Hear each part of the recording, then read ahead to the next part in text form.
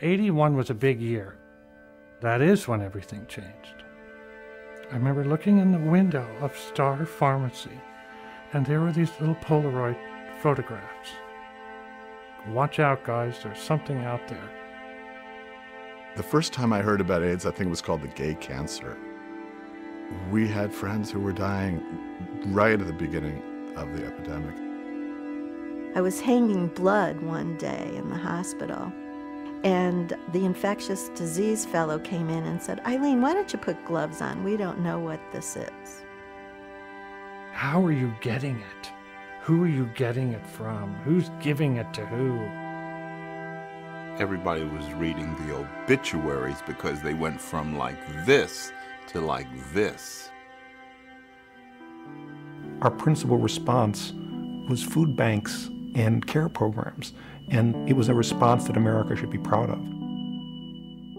It changed people's view of the gay community in a huge way. Again and again, in every situation, there's lesbians there leading the fight. Everyone deserves love. Why am I telling you this? Because the AIDS disease is caused by a virus, but the AIDS epidemic is not. The AIDS epidemic is fueled by stigma, by hate, by misinformation, by ignorance, by indifference.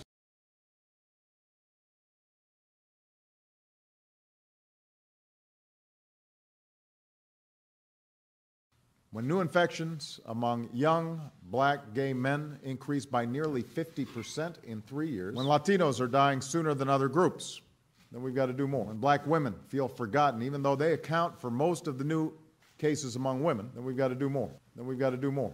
The rate of new infections may be going down elsewhere, but it's not going down here in America. Then we've got to do more. The infection rate here has been holding steady for over a decade, So this fight is not over.